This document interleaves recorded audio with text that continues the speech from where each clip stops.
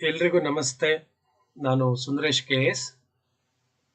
ಸ್ಪರ್ಧಾತ್ಮಕ ಪರೀಕ್ಷೆಗಳಿಗೆ ತಯಾರಿಯನ್ನು ನಡೆಸುವಂತವರು ಓದ್ತಾರೆ, ಮಾರ್ಗದರ್ಶನವನ್ನ ಪಡ್ಕೊಳ್ತಾರೆ. ಅದ್ರ ಜೊತೆ ಈಗಾಗಲೇ ಯಾವುದೇ ಒಂದು ಹುದ್ದೆಗೆ ಆಯ್ಕೆ ಆಗಿರ್ತಕ್ಕಂಥವರ ಸಂದರ್ಶನವನ್ನ ಗಮನಿಸಿದಾಗ ಅವರು ಕೆಲವೊಂದು ಸಲಹೆಗಳನ್ನ, ಕೆಲವೊಂದು ಸೂಚನೆಗಳನ್ನ ನೀಡ್ತಾರೆ. ಆ ಕೆಲವೊಂದು ಸಲಹೆಗಳು ಮತ್ತೆ ಸೂಚನೆಗಳು ನಿಮಗೆ ಬೇಕು ಅಂದ್ರೆ ಅದನ್ನ ರಿಸೀವ್ ಮಾಡ್ಕೋಬಹುದು, ಅಥವಾ ಅದರಲ್ಲಿ ಕೆಲವೊಂದು ತಿದ್ದುಪಡಿಗಳನ್ನ ಮಾಡ್ಕೋಬಹುದು, ಅಥವಾ ಸಂಪೂರ್ಣವಾಗಿ ನೀವು ಅದನ್ನ ಸ್ವೀಕಾರ ಮಾಡಬಹುದು. ಆ ಉದ್ದೇಶವನ್ನ ಇಟ್ಕೊಂಡು ಇವತ್ತು ನಾನು 2020-21 ನೇಮಕಾತಿ FDA 150 ಅಂಕವನ್ನ ಪಡ್ಕೊಂಡಂತ ಯಲ್ಲಪ್ಪ ಬೋವಿ ಅವರು ಈಗಾಗಲೇ ಕರ್ನಾಟಕ ಭವನ ನವದೆಹಲಿ ಅಲ್ಲಿ ಆಯ್ಕೆ ಆಗಿದ್ದಾರೆ. ಅದೇ FDA ಎಕ್ಸಾಮ್ ನಲ್ಲಿ. ಮತ್ತೆ ನಾನ್ HK ಲಿಸ್ಟ್ ಇನ್ನು ಅನೌನ್ಸ್ ಆಗಿಲ್ಲ. ಅನೌನ್ಸ್ ಆದಂತ ಸಂದರ್ಭದಲ್ಲಿ ಅಲ್ಲೂ ಸಹ ಅವರು ಆಯ್ಕೆ ಆಗ್ತಾರೆ. ಹಾಗಾಗಿ ಇವತ್ತು ಲೈವ್ಗೆ ಜಾಯಿನ್ ಆಗಿರ್ತಕ್ಕಂಥವ್ರ ಪರವಾಗಿ, ವೈಯಕ್ತಿಕವಾಗಿ ಎಲ್ಲ ಅಭ್ಯರ್ಥಿಗಳ ಪರವಾಗಿ ಮೊದಲನೇದಾಗಿ ನಾನು ಯಲ್ಲಪ್ಪ ಅವರಿಗೆ ಅಭಿನಂದನೆಗಳನ್ನ ಸಲ್ಲಿಸ್ತೀನಿ. ಯಲ್ಲಪ್ಪ ಅವರೇ, ಅಭಿನಂದನೆಗಳು. Thank you very much. Thank you. ಹಾಗೆ ನಿಮ್ಮ ಆಯ್ಕೆ ಪಟ್ಟಿಯನ್ನ ಒಂದ್ಸರಿ ತೋರಿಸ್ಬಿಡ್ತೀನಿ. ಈಗಾಗಲೇ ನೀವು ಆಯ್ಕೆ ಆಗಿರ್ತಕ್ಕಂಥದ್ದು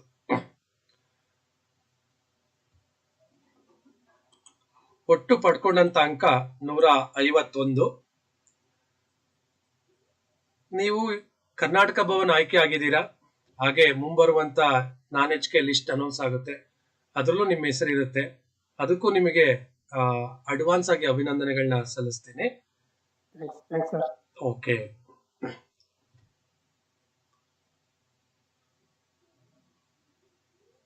ಯಲ್ಲಪ್ಪ ಅವರೇ, ಇವತ್ತಿನ ಸಂದರ್ಶನ ಮಾಡ್ತಾ ಇರುವಂತ ಉದ್ದೇಶ, ನೀವು ಓದಿದಂತ ರೀತಿ, ಓದಿದಂತ ಪುಸ್ತಕಗಳು, ನಿಮ್ಮ ಹಿನ್ನೆಲೆ, ಇವುಗಳೆಲ್ಲ ಕೆಲವರಿಗೆ ಗೊತ್ತಾದ್ರೆ ಸ್ಪರ್ಧಾತ್ಮಕ ಪರೀಕ್ಷೆಗಳಿಗೆ ತಯಾರಿಯನ್ನು ನಡೆಸಲಿಕ್ಕೆ ಅವರಿಗೂ ಸಾಕಷ್ಟು ಅನುಕೂಲ ಆಗುತ್ತೆ. ಹಾಗಾಗಿ ಮೊದಲನೇದು ನಿಮ್ಮ ಪರಿಚಯ, ನಿಮ್ಮ ತಂದೆ ತಾಯಿ, ನಿಮ್ಮ ಕುಟುಂಬ, ನಿಮ್ಮ ಶೈಕ್ಷಣಿಕ ಹಿನ್ನೆಲೆ, ಇದನ್ನ ಸಂಕ್ಷಿಪ್ತವಾಗಿ ಪರಿಚಯ ಮಾಡ್ಕೊಡ್ತೀರಾ? ಸರ್, ನಾನು ಮೂಲತಃ ಬಾಗಲಕೋಟೆ ಜಿಲ್ಲೆ ಬಾದಾಮಿ ತಾಲೂಕು ಜಾಲಿಯಾಳ ಅಂತ ಪುಟ್ಟ ಗ್ರಾಮದಿಂದ ಬಂದಿರೋ ನಾನು. ನಮ್ಮ ತಂದೆ ಹೆಸರು ಹನುಮಂತ ಬೋವಿ ಅಂತೇಳಿ, ನಮ್ಮ ತಾಯಿ ಹೆಸರು ನೀಲವ್ವ ಅಂತೇಳಿ. ನಾವು ಮೂಲತಃ ಕೃಷಿ ಕುಟುಂಬದವರು.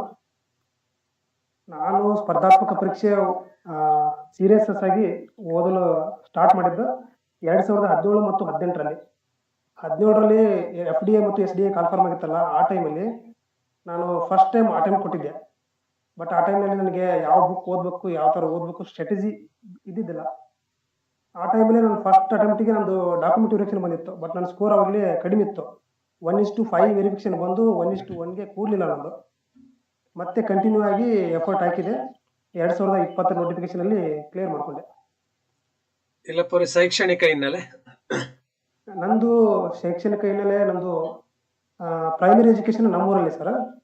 ಆಮೇಲೆ ಪ್ರೈಮರಿ ಟು ಹೈಸ್ಕೂಲ್ ನಮ್ಮೂರು, ಕಾಲೇಜು ನಮ್ದು ಬಾದಾಮಿ ಸರ್. ನಮ್ದು BCom ಗ್ರಾಜುಯೇಟ್ ನಾನು. ಯಾವ ವರ್ಷ ಮುಗಿಸಿದ್ದು ಯಲ್ಲಪ್ಪ ಅವರೇ ಡಿಗ್ರಿ? ಡಿಗ್ರಿ ನಂದು 2014-15 ಸರ್. ಓಕೆ. ಇದಿಷ್ಟು ನಿಮ್ಮ ಪರಿಚಯ, ನಿಮ್ಮ ಶೈಕ್ಷಣಿಕ ಹಿನ್ನೆಲೆ ಆಯ್ತು. ಎರಡನೇ ಪ್ರಶ್ನೆ, ಸ್ಪರ್ಧಾತ್ಮಕ ಪರೀಕ್ಷೆಗೆ ಓದಲಿಕ್ಕೆ ಪ್ರಾರಂಭ ಮಾಡಿದ್ದು ಯಾವ ವರ್ಷದಲ್ಲಿ? 2017 ಸರ್. 17 ಮತ್ತು 18ರಲ್ಲಿ ನಾನು ಸ್ಟಾರ್ಟ್ ಮಾಡಿದ್ದು. ಓಕೆ. ಅಂದ್ರೆ ಸ್ಪರ್ಧಾತ್ಮಕ ಪರೀಕ್ಷೆ ಯಶಸ್ಸನ್ನ ಪಡ್ಕೊಳ್ಳೋಕೆ 5 ವರ್ಷ ಆಯ್ತು. Minimum 5 years sir. 5 ಇಯರ್ಸ್ ಆಯ್ತು. ಹಾಗಾದ್ರೆ ಯಾಕೆ ಅಷ್ಟು ಸಮಯ ತಗೊಳ್ತು ನೀವು ಅನ್ಕೊಂಡಿರೋ ಹಾಗೆ? ಇದಕ್ಕಿಂತ ಮುಂಚೆ ಒಂದ್ಸರಿ 2017ರಲ್ಲಿ 1 ವೆರಿಫಿಕೇಶನ್ ಹೋಗಿದ್ರಿ ಅಂತ ಹೇಳಿದ್ರೆ, ಏನ್ ಕಾರಣ ಇರ್ಬೋದು ನೀವು ಸೆಲ್ಫ್ ಇವ್ಯಾಲ್ಯೂಯೇಷನ್ ಮಾಡ್ಕೊಂಡ ಹಾಗೆ? ಅಂದ್ರೆ ಆ ಟೈಮಲ್ಲಿ ರಿಕ್ರೂಟ್ಮೆಂಟ್ ಇದ್ದಿಲ್ಲ ಸರ್. ನಾವು ಅದೇ ಒಂದು FDA ಕನ್ಫರ್ಮ್ ಆಗಿಬಿಟ್ಟು ಮತ್ತೆ ನೆಕ್ಸ್ಟ್ ರಿಕ್ರೂಟ್ಮೆಂಟ್ ಯಾವಾಗಲಿಲ್ಲ. ನಾವು ಓದಿದ್ದು KPSC ಒಂದೇ ನಾನು ಟಾರ್ಗೆಟ್ ಮಾಡಿದ್ವಿ. ಯಾವ PC ಆಮೇಲೆ ಇವೆಲ್ಲ ನಾನು ಅಪ್ಲೈ ಮಾಡಲ್ಲ, ನನಗೆ ಬರಲ್ಲ ಅದು. ಆ ಉದ್ದೇಶಕ್ಕೆ ನಾನು KPSC ಒಂದೇ ಟಾರ್ಗೆಟ್ ಮಾಡು ಸ್ಟಡಿ ಮಾಡ್ತಿದ್ದೆ ಸರ್. ಓಕೆ ಇಲ್ಲಪ್ಪ. ಹಾಗಾದ್ರೆ FDA 2020-21ರಲ್ಲಿ ಫೆಬ್ರವರಿ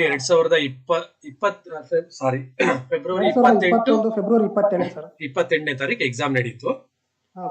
ಅದರಲ್ಲಿ ನೀವು ಪಡ್ಕೊಂಡಂತ ಅಂಕಗಳು ಒಟ್ಟು 151. ಅದು ನಿಮ್ಮ ಆಯ್ಕೆ ಪಟ್ಟಿನಲ್ಲೇ ಇದೆ. ಹಾ ಸರ್. ಕನ್ನಡದಲ್ಲಿ ಎಷ್ಟು, ಸಾಮಾನ್ಯ ಜ್ಞಾನದಲ್ಲಿ ಎಷ್ಟು? ಕನ್ನಡದಲ್ಲಿ ನನಗೆ 88 ಅಂಕಗಳು ಬಂದಿದೆ ಸರ್. ಓಕೆ ಸಾಮಾನ್ಯ ಜ್ಞಾನದಲ್ಲಿ 63 ಅಂಕಗಳು ಸರ್. ಓಕೆ. ನೆಕ್ಸ್ಟ್ ಯಾವ ರೀತಿ ಓದಿದ್ರಿ, ಯಾವ ಬುಕ್ಸ್ ಓದಿದ್ರಿ, ಆ ವಿಚಾರಕ್ಕೆ ಬರ್ತೀನಿ. ಅದಕ್ಕಿಂತ ಮುಂಚೆ FDA ಇದು ಎಷ್ಟನೇ ಪ್ರಯತ್ನ, ಎಷ್ಟನೇ ಅಟೆಂಪ್ಟ್ ನಿಮ್ದು? ಇದು ಸರ್ ನನ್ನ 3ನೇ ಅಟೆಂಪ್ಟ್ ಸರ್. ಫಸ್ಟ್ 2017ರಲ್ಲಿ ಕನ್ಫರ್ಮ್ ಆಗಿತ್ತಲ್ಲ, ಫಸ್ಟ್ ಅಟೆಂಪ್ಟ್. ಓಕೆ 2019 ಕೋರ್ಟ್ ಅಲ್ಲಿ ಕರೆದಿದ್ರು, ಅದು ಸೆಕೆಂಡ್ ಅಟೆಂಪ್ಟ್. ಇದು ಥರ್ಡ್ ಅಟೆಂಪ್ಟ್ ಸರ್, ಒಂದು ಅಪಾಯಿಂಟ್ ಆಗಿದ್ದು. ಓಕೆ. ಮೊದಲನೇ ಅಟೆಂಪ್ಟ್, ಎರಡನೇ ಅಟೆಂಪ್ಟ್ ಏನಾದ್ರು ನಿಮಗೆ ಸ್ಕೋರ್ ನೆನಪಿದ್ರೆ ಶೇರ್ ಮಾಡ್ಕೋಬಹುದಾ? ಸ್ಕೋರ್ ಫಸ್ಟ್ ಅಟೆಂಪ್ಟ್ ಅಲ್ಲಿ ನಾನು 130 ಇತ್ತು sir score. Okay second attempt ಅಲ್ಲಿ ಕೋರ್ಟ್ ಅಲ್ಲಿ ನಂದು 147 ಇತ್ತು ಸರ್. ಬಟ್ ಅಪಾಯಿಂಟ್ ಆಗಲಿಲ್ಲ. ಅದು 155 ಇತ್ತು ಕಟ್ ಆಫ್. ಅದು 53 55 ಇತ್ತು, ಗೊತ್ತಿಲ್ಲ ಸರ್ ನನಗೆ. ಇರ್ಲಿ, ತೊಂದ್ರೆ ಕೋರ್ಟ್ ಅಲ್ಲಿ. ಹಾ. ಇದು ಥರ್ಡ್ ಅಟೆಂಪ್ಟ್ ಸರ್ ನಂದು. ಓಕೆ. ಯಾಕೆ ಮೊದಲನೇ ಅಟೆಂಪ್ಟ್ ಎರಡನೇ ಅಟೆಂಪ್ಟ್ ಅಲ್ಲಿ ಸ್ಕೋರ್ ಕಡಿಮೆ ಆಗ್ಲಿಕ್ಕೆ ಕಾರಣ ಏನಾದ್ರು ಕನ್ನಡ GS ಈ ತರ ಪರ್ಟಿಕ್ಯುಲರ್ ರೀಸನ್ ಕಾರಣ ಆಗ್ತಿತ್ತ, ಅಥವಾ ಸಿದ್ಧತೆ ಅಥವಾ ಮಾರ್ಗದರ್ಶನ ಏನು? ನಿಮಗೆ ನೀವು ಸೆಲ್ಫ್ ಇವ್ಯಾಲ್ಯೂಯೇಷನ್ ಮಾಡ್ಕೊಂಡಾಗ ನಿಮಗೆ ಏನ್ ಅನಿಸುತ್ತೆ? ಫಸ್ಟ್ ಅಟೆಂಪ್ಟ್ ಅಲ್ಲಿ ಸ್ಕೋರ್ ಕಡಿಮೆ ಆಗ್ಲಿಕ್ಕೆ ಕಾರಣ ಅಂದ್ರೆ ಸರ್, ನಮಗೆ ಸರಿಯಾದ ಮಾರ್ಗದರ್ಶನ ಇದ್ದಿಲ್ಲ. ಆಮೇಲೆ ಯಾವ ಬುಕ್ ಓದ್ಬಾರ್ದು ಅನ್ನೋದು ಇಂಪಾರ್ಟೆಂಟ್ ಮೇನ್ ಇಲ್ಲಿ. ನಾವು ಸಿಕ್ಕಂತ ಬುಕ್ಗಳನ್ನ ಓದ್ಬಾರ್ದು. ಫಸ್ಟಿಗೆ ನಾವು ಓದುವಂತ ಬುಕ್ಗಳನ್ನ ಕರೆಕ್ಟ್ ಆಗಿ ಚಾಯ್ಸ್ ಮಾಡ್ಬೇಕು. ಇದು ಮೋಸ್ಟ್ ಇಂಪಾರ್ಟೆಂಟ್ ಸರ್ ಇದು. ಓಕೆ. ಆಮೇಲೆ ಸ್ಟಡಿ ಸ್ಟ್ರಾಟಜಿ ಗೊತ್ತಿಲ್ಲ. ನಾವು ಸುಮ್ಕೆ ಹಾಗೆ ಏನೇನೋ ಓದ್ತಿದ್ವಿ. ನಾವು ಎಕ್ಸಾಮ್ ಅಪ್ಲೈ ಮಾಡಿದ್ವಿ, ಸುಮ್ಮನೆ ಹಾಗೆ ಓದಿದ್ರತಪ್ಪ ಅಂತೇಳಿ ಬರ್ತಿದ್ವಿ.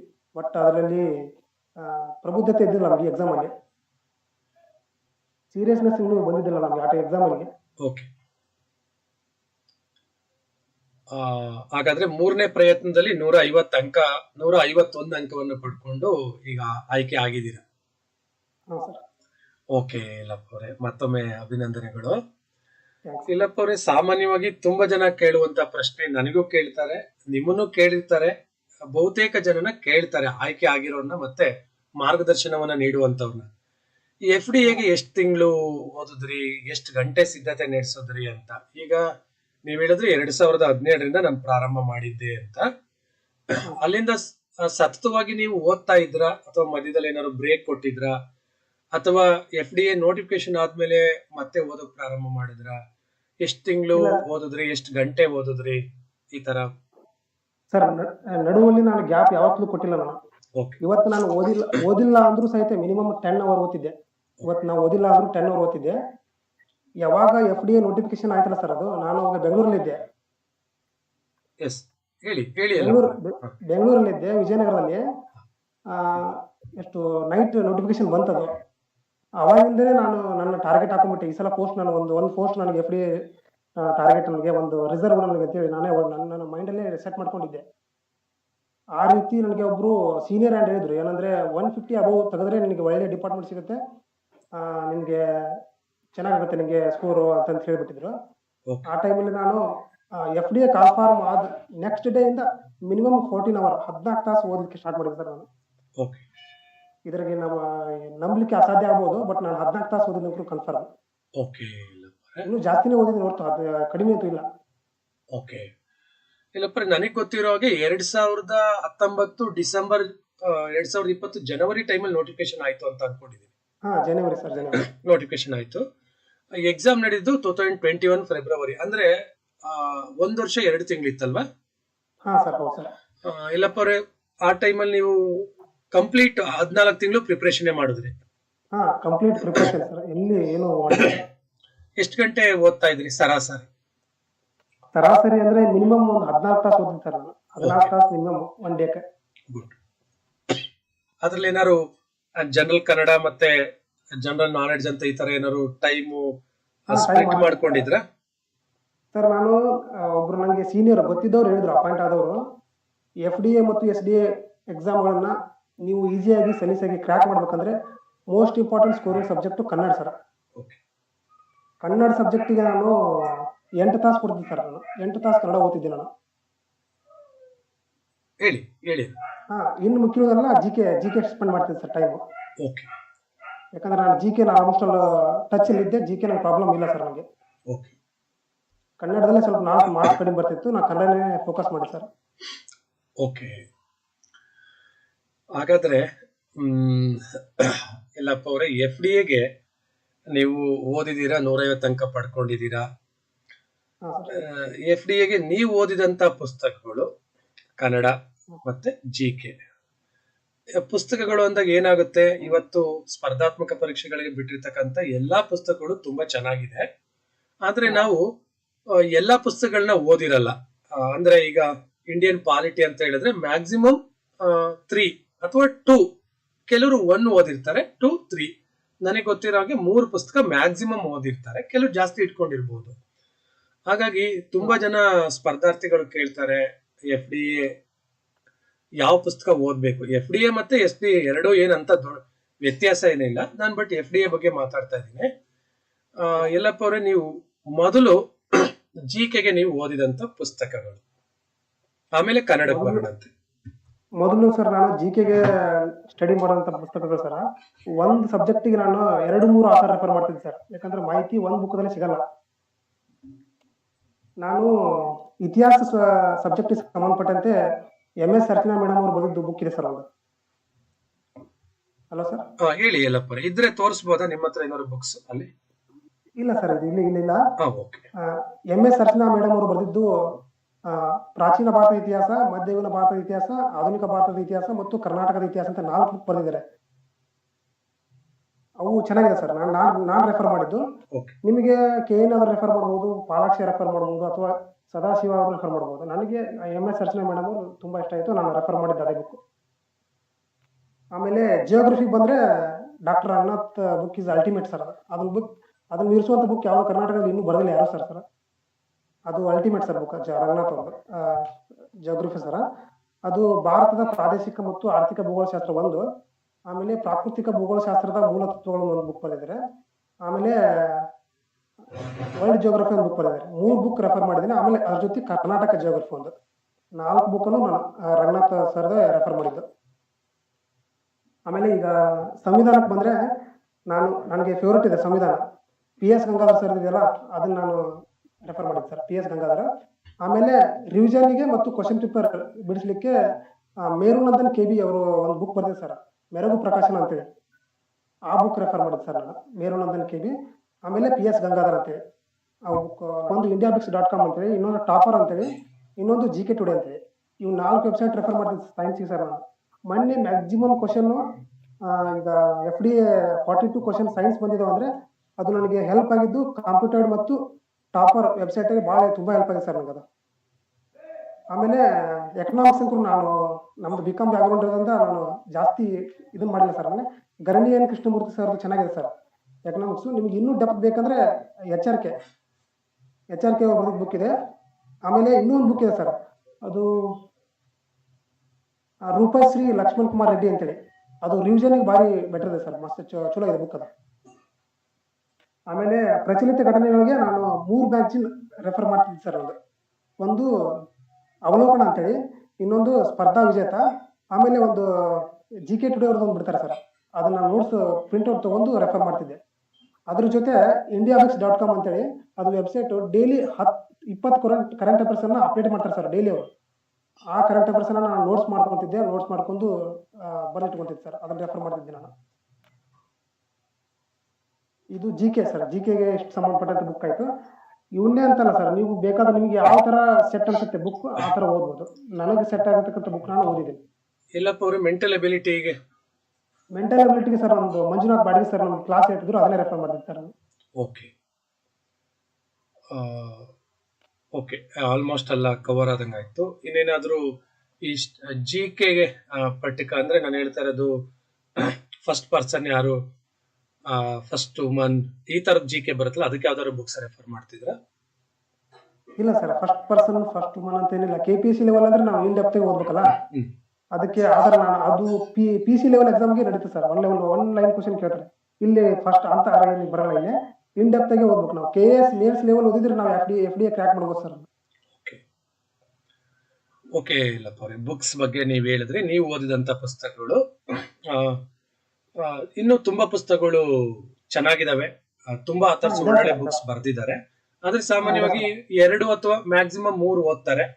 ನೀವು ಓದಿದಂತ ಬುಕ್ಸ್ ಗಳನ್ನ ನೀವು ತಿಳಿಸ್ಕೊಟ್ರೆ ಅದ್ರ ಜೊತೆ ಇನ್ನು ಒಳ್ಳೊಳ್ಳೆ ಪುಸ್ತಕಗಳಿದೆ, ಮಾರುಕಟ್ಟೆ ತಗೊಳ್ಳಿ. ಇನ್ನು ಜನರಲ್ ಕನ್ನಡಕ್ಕೆ ಸಂಬಂಧಪಟ್ಟಂತೆ ನೀವು ಯಾವ ಬುಕ್ಸ್ ಗಳನ್ನ ಓದಿದ್ರಿ?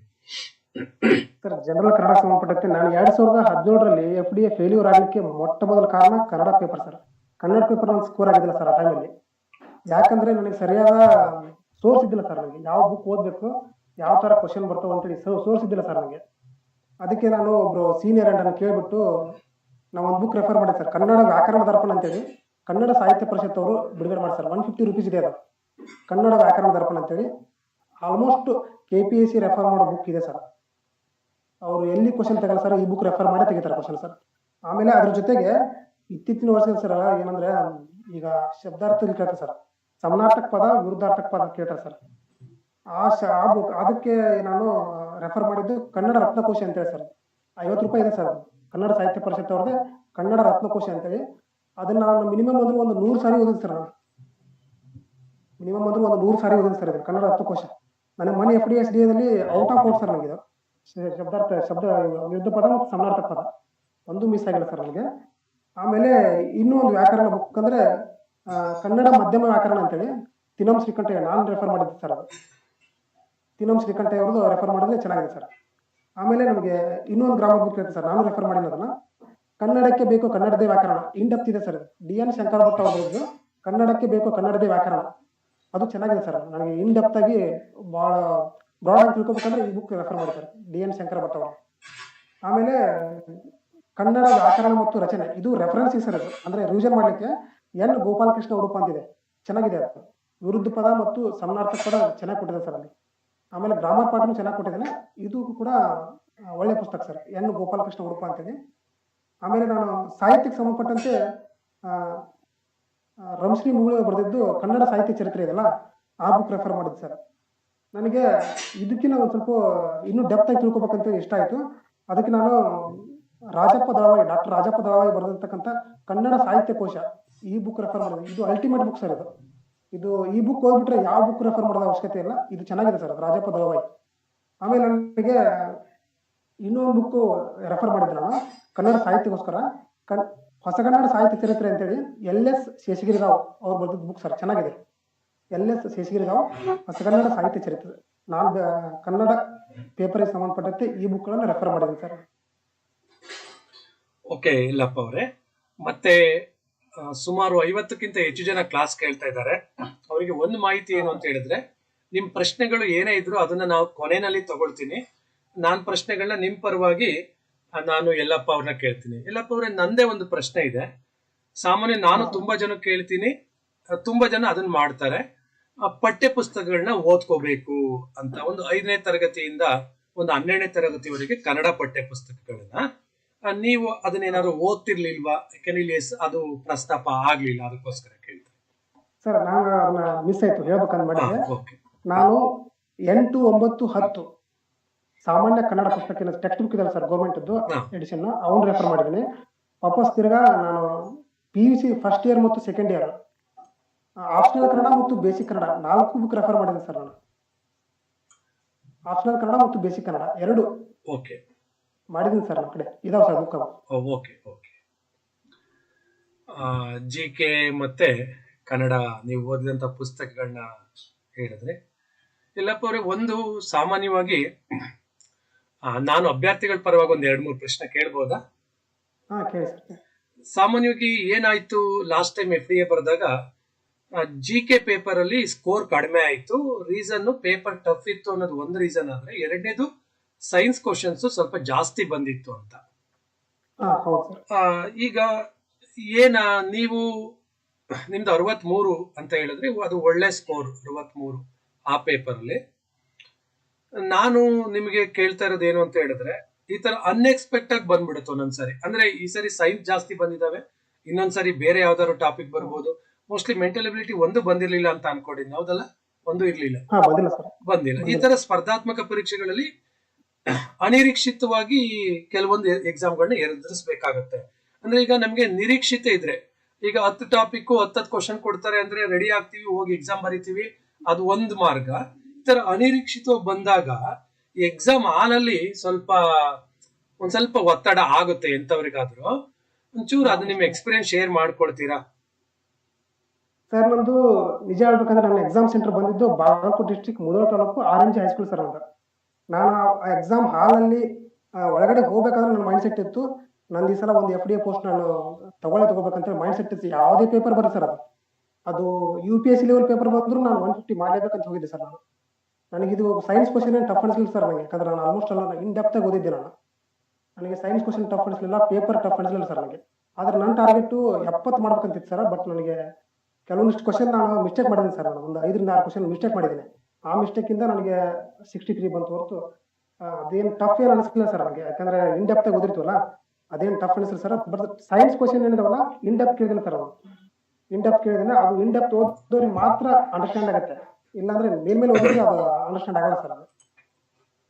ಓಕೆ ಯಲ್ಲಪ್ಪ ಅವರೇ, ನಾನೇ ಕೊನೆಗೆ ನಿಮ್ ಜೊತೆ ಕೆಲವೊಂದು ವಿಚಾರಗಳ ಬಗ್ಗೆ, ಅಭ್ಯರ್ಥಿಗಳು ಕೇಳುವಂತ ಪ್ರಶ್ನೆ, ನನ್ನ ಕೆಲವೊಂದು ವೈಯಕ್ತಿಕ ಪ್ರಶ್ನೆಗಳ ಬಗ್ಗೆ ತಿಳಿತೀನಿ.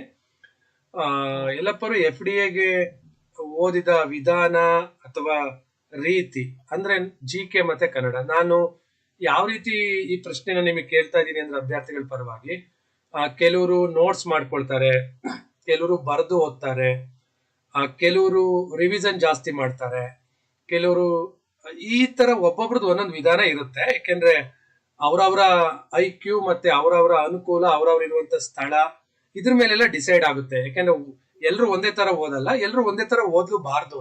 ನಾನು ವೈಯಕ್ತಿಕವಾಗಿ ಹೇಳ್ಬೇಕು ಅಂದ್ರೆ, ಈಗ ನಾನೆಲ್ಲ ಸ್ಪರ್ಧಾತ್ಮಕ ಪರೀಕ್ಷೆ ತಯಾರಿ ಆಗ್ಬೇಕಾದ್ರೆ ನಾನು ಹೆಚ್ಚು ನೈಟ್ ಟೈಮ್ ಜಾಸ್ತಿ ಓದಲ್ಲ. ಅಂದ್ರೆ ನಾನು 10:30 11 ಗಂಟೆ ಸ್ಟಾಪ್ ಮಾಡ್ಬಿಡ್ತೀನಿ.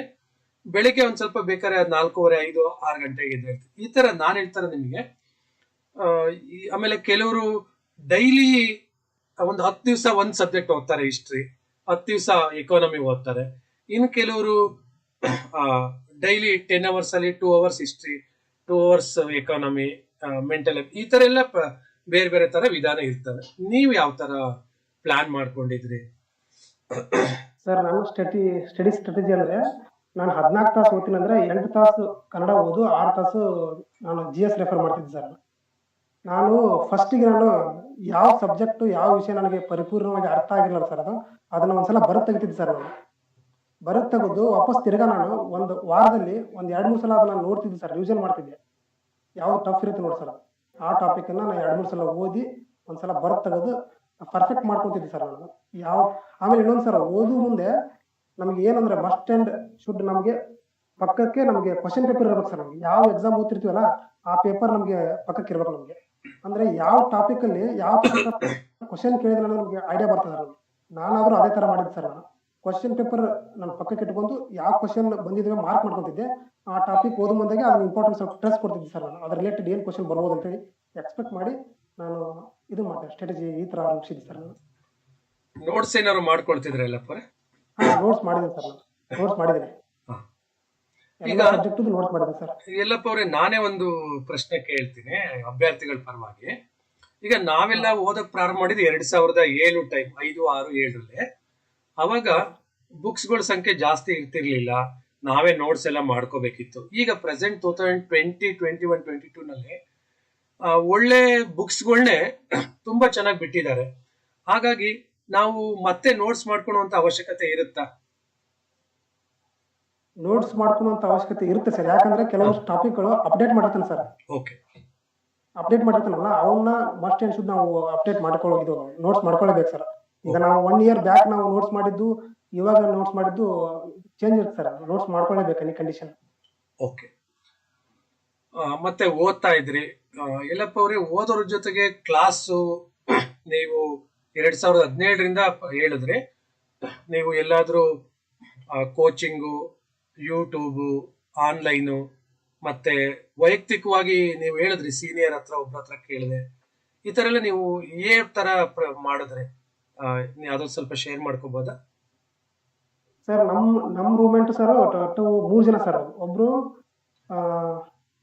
KS ಅಧಿಕಾರಿ ಇದೆ ಸರ್, ಮೊನ್ನೆ ಲಾಸ್ಟ್ ಬ್ಯಾಚ್. ಓಕೆ. ನಾನೊಬ್ರು ಸರ್, ಇನ್ನೊಬ್ರು FD ಇದಾರೆ ಸರ್, ಅವರು ಸೀನಿಯರ್ ಆಗಿ. ಅವರು 3 ಜನ ನಾವು ವಿಜಯನಗರದಲ್ಲಿ ಶೇರ್ ಮಾಡ್ತಿದ್ವಿ ಸರ್. ಒಬ್ರು KS ಅಪಾಯಿಂಟ್ ಆಗಿದ್ದಾರೆ, ಇನ್ನೊಬ್ರು ನಾನು ಸರ್, ನಂದು ಮೊನ್ನೆ FD ಆಗಿದೆ. ಇನ್ನೊಬ್ರು ಅವ್ರು ಆಲ್ರೆಡಿ FD ಇದ್ದು ಸರ್ ಅವರು. ಆಮೇಲೆ ಸ್ಟಡಿ ಬಂದ್ಬಿಟ್ಟು ಸರ್, ನಾನು ಓದಿದ್ದೆಲ್ಲ ವಿಜಯನಗರದ ಸರ್. ನಾನು ವಿಜಯನಗರದಲ್ಲಿ ಓದಿದ್ದು. ಯಲ್ಲಪ್ಪ ಅವರು 2017ರಿಂದನೂ ವಿಜಯನಗರದಲ್ಲೇ ಇದ್ರ? ಇಲ್ಲ ಸರ್, ಇಲ್ಲ 2019ರಲ್ಲಿ ನಂದು ಫ್ರೀ ಕೋಚಿಂಗ್ ಸೆಲೆಕ್ಟ್ ಆಯ್ತು ಸರ್. ನಂದು ಓಕೆ. ಸಮಾಜ ಕಲ್ಯಾಣ ಇಲಾಖೆ ನಡೆಸಿಕೊಡುವಂತ ಎಕ್ಸಾಮ್ ಫ್ರೀ ಕೋಚಿಂಗ್ ಇರ್ತಲ್ಲ, ಅದನ್ನ ಪಾಸ್ ಆಗಿಬಿಟ್ಟು ಯೂನಿವರ್ಸಲ್ ಕೋಚಿಂಗ್ ಸೆಂಟರ್ ಅಲ್ಲಿ ಕೋಚಿಂಗ್ ತಗೊಂಡೆ. ಓಕೆ. ತಗೊಂಡ್ಬಿಟ್ಟು ಸರ್ ನನಗೆ ಕ್ಲಾಸ್ ಕೇಳ್ತಿದ್ದೆ ಸರ್. ನನಗೆ ಹೇಳ್ಬೇಕಂದ್ರೆ ನನ್ನ ಲೈಫ್ ಟರ್ನಿಂಗ್ ಪಾಯಿಂಟ್ ಅಂದ್ರೆ ನಮ್ಮ ಸರ್ ಒಬ್ರು ಜಿಯೋಗ್ರಫಿ ಹೇಳ್ತಿದ್ರು ಸರ್, ಅಲ್ಲಿ ಮೋಹನ್ ಕೃಷ್ಣಮೂರ್ತಿ ಅಂತೇಳಿ.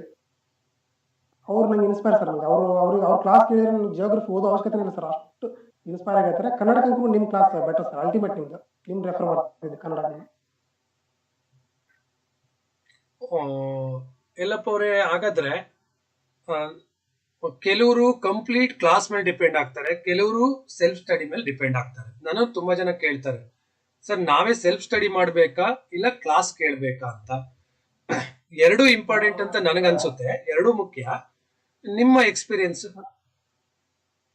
ಸರ್ ಕ್ಲಾಸ್ ಅದು ಜಸ್ಟ್ ರೆಫರೆನ್ಸ್ ಆಗಿ ಇಟ್ಕೋಬೇಕು ಸರ್ ನಾವು. ಓಕೆ. ಬರೀ ಕ್ಲಾಸ್ ಕೇಳಿದೆ ಒಂದು ಇದನ್ನ ಮಾಡ್ಕೊಂಡ್ರೆ ಅದು ತಪ್ಪು ಸರ್. ಅದು ನಮ್ಮ ಸೆಲ್ಫ್ ಸ್ಟಡಿ ಮೇನ್ ಇಂಪಾರ್ಟೆಂಟ್ ಇಲ್ಲಿ. ಸೆಲ್ಫ್ ಸ್ಟಡಿ ನಾವು ಫಸ್ಟ್ ಪಿಲ್ಲರ್ ಕರೆಕ್ಟ್ ಹಾಕೋ ಸರ್ ನಾವು. ಆ ನಂತರ ನೀವು ಕ್ಲಾಸ್ ಕೇಳ್ಬೋದು, ರಿವಿಷನ್ ಮಾಡ್ಬೋದು, ಜಸ್ಟ್ ರೆಫರೆನ್ಸ್ ಮಾಡ್ಬೋದು. ಮಸ್ಟ್ ಅಂಡ್ ಶುಡ್ ನೀವು ಇದನ್ನ ಮಾಡ್ಲೇಬೇಕು ಸರ್, ಸ್ಟಡಿ ಸೆಲ್ಫ್ ಸ್ಟಡಿ ಮಾಡ್ಲೇಬೇಕು, ಸೆಲ್ಫ್ ನೋಟ್ಸ್ ಮಾಡ್ಲೇಬೇಕು, ನಿಮ್ದೇ ತರದಾಗುತ್ತೆ. ಓಕೆ ಎಲ್ಲಪ್ಪ ಅವರೇ, ಈಗ FD ಓದ್ತಾ ಇದ್ದಾರೆ, ನೆಕ್ಸ್ಟ್ ನೋಟಿಫಿಕೇಶನ್ ಆಗುತ್ತೆ. GKಗೆ ನಿಮ್ಮ ಸಲಹೆ ಏನ್ ಕೊಡ್ತೀರಾ ಅವರಿಗೆ?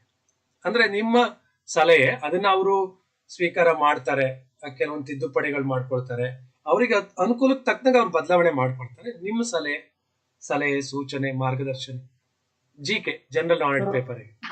ಸರ್ ನಾನೊಬ್ಬ ರಿಯಲ್ ಕಾಂಪಿಟೇಟರ್ ಆಗಿ ನಮ್ಮ ಇನ್ನುಳಿದ ಸ್ಪರ್ಧಾರ್ಥಿಗಳು ಏನ್ ಹೇಳೋದಂದ್ರೆ, GS subject is mass sir, ಅದಕ್ಕೆ ಲಿಮಿಟ್ ಅನ್ನೋದಿಲ್ಲ. ಅದಕ್ಕೆ ನೀವು ಸ್ಟಡಿ ಕುಂತಿದ್ದೀರಾ ಅಂದ್ರೆ ಡೈಲಿ 5 ರಿಂದ 6 ತಾಸು ಅಥವಾ ನೀನು 4 ರಿಂದ 5 ತಾಸು GS ಓದಲೇಬೇಕು ಸರ್. ನಾವು ಇವತ್ತು ಓದಿಲ್ಲ ಅಂದ್ರೂ 4 ರಿಂದ 5 ತಾಸು ರೆಫರ್ ಮಾಡ್ಲೇಬೇಕು GK.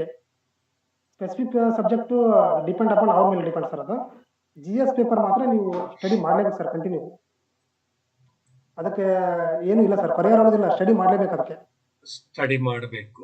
ಓಕೆ, ಮಾಡ್ಲೇಬೇಕು ಸರ್. ಅದಕ್ಕೆ ಇಲ್ಲಪ್ಪ ಸ್ವಲ್ಪ GK ಓದ್ಬೇಕಾದ್ರೆ ಅಂದ್ರೆ GS ಅಥವಾ GS ಓದ್ಬೇಕಾದ್ರೆ ಪ್ರಾರಂಭದಲ್ಲಿ ಸ್ವಲ್ಪ ಒಂಚೂರು ಕಷ್ಟ ಅನ್ಸುತ್ತೆ ಅಲ್ವಾ? ಕಷ್ಟ ಅನ್ಸುತ್ತೆ ಸರ್.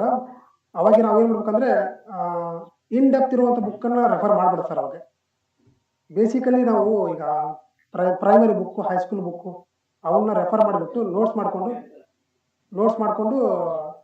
ಅಲ್ಲಿಂದ ಸ್ಟಾರ್ಟ್ ಮಾಡ್ಬೇಕು ಸರ್. ಆ ನಂತರ ನಾವು ಸ್ಪೆಷಲೈಸ್ಡ್ ಆಥರ್ ಬುಕ್ ಅನ್ನ ರೆಫರ್ ಮಾಡಿದ್ರೆ ಒಳ್ಳೇದು ಸರ್. ನೀವು ಸ್ಟಾರ್ಟಿಂಗ್ ಏನಾದ್ರೂ ಸ್ಪೆಷಲೈಸ್ಡ್ ಆಥರ್ ಬುಕ್ ಓದಿದ್ರೆ ಅದು ಟರ್ನೇ ಆಗ್ತಾಗಲ್ಲ ನಮಗೆ. ಟರ್ನ್ ಮಾಡ್ತಾ ಇರ್ಬೇಕಾದ್ರೆ ನಮ್ಗೆ GS ಬೋರ್ ಅನಿಸ್ಬಿಡುತ್ತೆ ಸರ್ ಅದು. ಓಕೆ ಇಲ್ಲಪ್ಪ ಅವ್ರೆ. ಆಮೇಲೆ ಇಲ್ಲಪ್ಪ ಅವ್ರೆ, ನಾನು ಸುಮಾರು 2008ರಿಂದ ಈ ಟೀಚಿಂಗ್ ಸ್ಪರ್ಧಾತ್ಮಕ ಪರೀಕ್ಷೆ ಟೀಚಿಂಗು ಮಾಡ್ತಾ ಇದ್ದೀನಿ. ಸಾಮಾನ್ಯವಾಗಿ ಎಲ್ಲರ ಅಭಿಪ್ರಾಯ, 90% ಜನದ ಅಭಿಪ್ರಾಯ FD/SDA ಕನ್ನಡ ಸುಲಭ ಇರುತ್ತೆ ಅಂತ ಒಂದು ಅಭಿಪ್ರಾಯ. ಎರಡನೇದು, ಸುಲಭ ಇರುತ್ತೆ ಅನ್ಕೊಂಡು ಅಷ್ಟು ಸರಿಯಾಗಿ ಪ್ರಿಪರೇಷನ್ ಮಾಡಲ್ಲ. ಆದ್ರೆ 1 ಅಥವಾ 2 ಎಕ್ಸಾಮ್ ಬರ್ದಾದ್ಮೇಲೆ ಗೊತ್ತಾಗುತ್ತೆ ಕನ್ನಡದಲ್ಲಿ 70-75 ತೆಗಿಲಿಕ್ಕೆ ತುಂಬಾ ಈಸಿ. ಆದ್ರೆ 70-75 ಬಂದ್ರೆ ಅದು FDA ಸೆಲೆಕ್ಷನ್ ಸ್ಕೋರು ಅಲ್ಲ ಅಂತ. ಹಾಗಾಗಿ ಈ ಜನರಲ್ ಕನ್ನಡ ಈಸಿ ಅಂತ ಅನ್ಕೊಂಡು ಓದೋಕ್ ಪ್ರವೇಶ ಮಾಡ್ತಾರೆ. ನಾನು ತಪ್ಪು ಅಂತ ಹೇಳ್ತಾ ಇಲ್ಲ, ಅದು ಆಗ ಅನ್ಸುತ್ತೆ, ಹಳೆ ಕ್ವಶನ್ ಪೇಪರ್ ನೋಡಿದ್ರೆ ಆಗ ಅನ್ಸುತ್ತೆ. ಬಟ್ ಕನ್ನಡ ನನಗೆ ಗೊತ್ತಿರೋ ಹಾಗೆ 80+ ಆಗ್ಲಿಲ್ಲ ಅಂದ್ರೆ FDA ಆಗುವಂತ ಸಾಧ್ಯತೆಗಳು ತುಂಬಾ ಕಡಿಮೆ. ಎಲ್ಲಪ್ಪ ಅವ್ರೆ, ಜನರಲ್ ಕನ್ನಡಕ್ಕೆ ನೀವೇನ್ ಸಲಹೆಗಳನ್ನ ಕೊಡ್ತೀರಾ?